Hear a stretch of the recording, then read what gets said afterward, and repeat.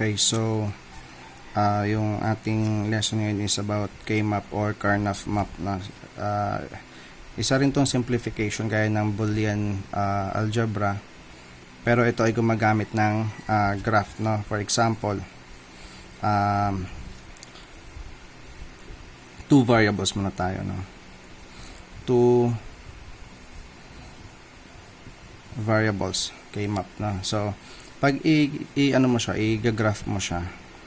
So bale, yung 2 that is 2 raised to n rin, no? Na kung saan itong 2 is binary and then yung n number of variables. So ngayon, pagka ang number of variables natin ay 2, so 2 raised to 2, that is 4. Ibig sabihin 4 combinations yan. So pag ginawa mo siya sa graph, ibig sabihin 4 na cell dapat ang meron tayo sa graph, no? So ito siya. Ayan na. So ito yung 2 variables natin, na. So pag ginawa natin siya ng ito ngayon ay A, ito yung B. So itong side na to A to lahat, itong side na to B to lahat, no? So meron tayong 0 1 0 1. Yan, na. So ito yung 0 0 natin, ito yung 0 1, ito yung 1 0, ito yung 1 1, na.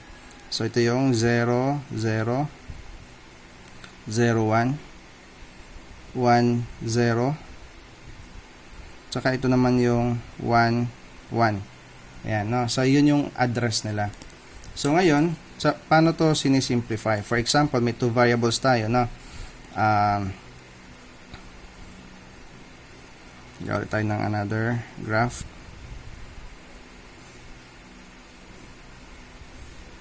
Ayan, so A, B, 0 1 0 1. Okay. So for example, ganyan, no? Okay. So ito yung given natin, no? Ito yung given natin. So ngayon, pagka ito ay simplify mo, so dapat ang una-una may consider ay yung dapat konti lang yung magagawa mong number of groups, kasi i-group natin to, no? I-group natin siya. Konti lang yung number of groups na magagawa mo. Ibig sabihin, mas maraming number na 1 na mag-group mo, mas konti yung group. So pag na-i-group mo siya perfectly, ibig sabihin nun,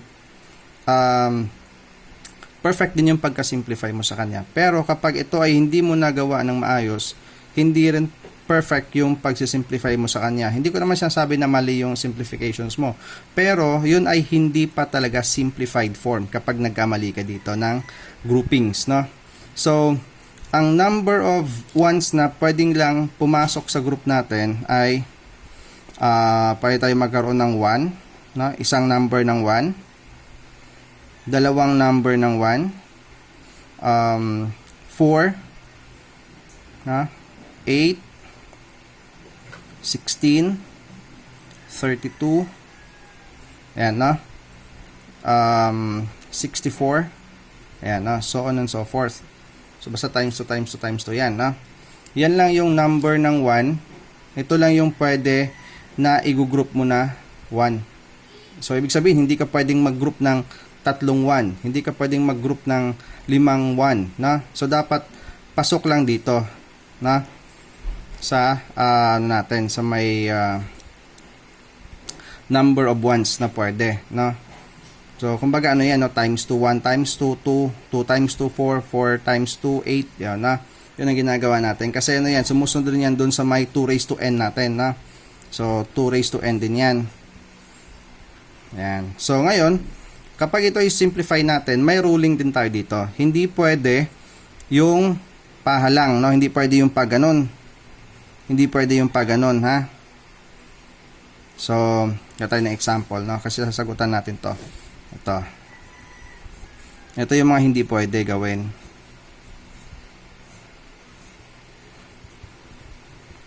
0, 1, 0, 1. Example, meron tayong ganyan.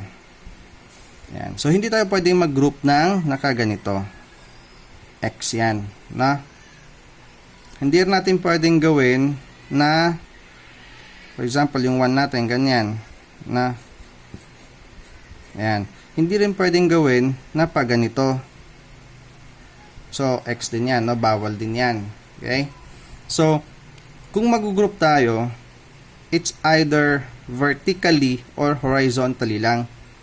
Hindi pwede yung nakaslant na. So, for example, dito sa may graph na to. So,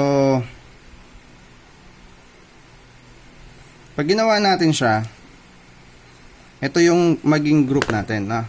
Ito yung maging group natin. Ito. Ayan. No, sumunod tayo dun sa dalawang 1 na i-group natin. Kasi hindi pwedeng tatlo. Kasi sabi nga natin, bawal yung pag ganito na bawal. Bawal ito. Hindi pwede. Then, pwede tayong manghiram ng 1. Kasi ito, isang 1 na lang natira. No? Isang 1 na lang siya. So, sabi natin, pag mas marami yung 1 na nasa isang group, mas simplified yung sagot. Okay? So, ibig sabihin nun, pwede tayong manghiram para mas dumami yung number ng 1 na nasa group. Pero hindi natin pwedeng i-group yung mga naka-group na walang bagong miyembro. Okay? So, kumbaga, example, no, hindi natin pwedeng gawin na ganito. 1, 1, 1, 1, A, B, 0, 1, 0, 1. Hindi natin pwedeng sabihin na, okay, ginroup ko na to. Ginroup ko na rin to. Tapos ginroup mo pa to. So bawal 'yon, no? Or ginroup ko buo to, tapos na-group ka pa ulit, bawal 'yon, no? Kasi walang bagong miyembro. Pwede kang manghiram ng 1 as long as meron kang bagong 1 na isasama doon sa grupo na 'yon. Gaya nito, no, is nag-iisang 1. Pwede kang manghiram ng 1 dito. Ayan. Okay?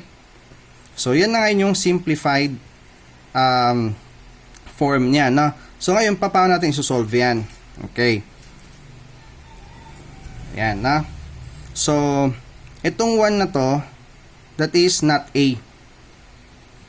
Okay, not A. So, meron tayong not A, not B. So, yung B sa taas mo, okay? Kasi ang kalalabasan yan, not A times not B plus not A times B. No, ayan. Ito yung kalalabasan yan. So, ngayon, meron kang common na A dito. So, ilalabas mo yung A. No? That is equal to A, not A, times B plus not B. Ayun yung maging kalalabasan. So, ito ngayon ay magiging 0. So, not A na lang yung matitira, no? Not A na lang. Which is true dito sa ating graph, no? Kasi, ang mangyayari, kasi itong 1 at saka 1 na to, sinakop niya yung buong B, no? Buo. Ito kasi sakop to ng B. Sinakop niya to. Yung buong B na to. So, ngayon, 0, tapos 1, kumbaga, B, not B, times B, 0 yan, na 0. So, ibig sabihin, kung 0 yan, titingin ka sa A ngayon. Si A, meron ka bang operation na magagawa kay A? Wala, na kay not A. So, ngayon, 0 siya. Ibig sabihin, ang result natin ay not A. So, same siya dito, na same yung dalawa. Ayan. Okay? So, yun lang yung pagsisimplify dyan. Okay? So, para medyo maliwanag, na gawin natin ganito. Ayan. Yung 0, that is not, ha? Tandaan nyo yan. Ito yung 0, that is not B, na? Okay, not B, B. Not A, A. Okay? So, ngayon, ito ay not A times not B. Ito yung not A times B. Ito naman, A times not B. Ito naman, A times B. Yan yung kalalabasan niyan, no? So, kung ito yung sinosolve natin, ibig sabihin yan, that is equal to not A times not B plus not A times B. Okay? So, which is equal dun sa ginawa natin sa taas. Okay? So, ngayon, meron tayong not A. Ito not A yan, no? Meron pa tayong isang group. Ito, no? Isang group na yan. So, kung isang group na titingnan natin, ito yan. Okay? Yan. So, ang kalalabasan yan ay not A times B plus A times B. Which is, yung B, yung common dito. Okay? Maging ano yan? B times not A plus A. Yung A, not A plus A, that will become 1, no? May 1 yan. So, ito, 1 din to. 1 times B, B na lang, na? So, ibig sabihin, ang final answer natin dito ay not A plus B. Ito yung final answer. Ito, yan ang pinaka-simplified form niya, na? Ayan, ito yung pinaka-simplified form natin. Okay? So, dito sa taas, ang ginawa natin, ito muna, no? Ang sagot niyan ay not A. Okay? So, ito naman, yung pababa na to, ito naman ay B. Na? Kasi ito, sinakop niya yung buong A. Yan, tandaan nyo yan.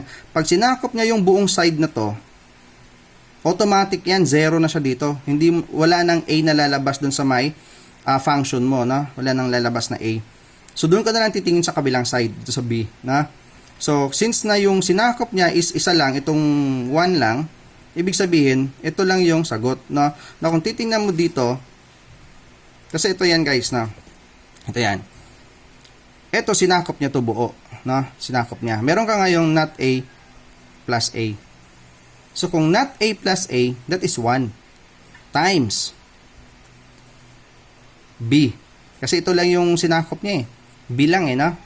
So, 1 times B, no? Kasi not A plus A is 1. Plus, times B. Okay? So, ibig sabihin, ang result natin ay B. Kaya B yung final answer natin dito. Okay? That is for two variables K-map, no? Or Karnaugh map. Okay? So, yung next video natin ay para naman sa 3 variable. Okay? So, paki-watch na rin nung sunod na video, ha? Kasi hindi ko hahabaan to kasi masyadong boring kapag mahaba yung video. So, hati-hatiin natin. Okay? So, thank you very much for watching.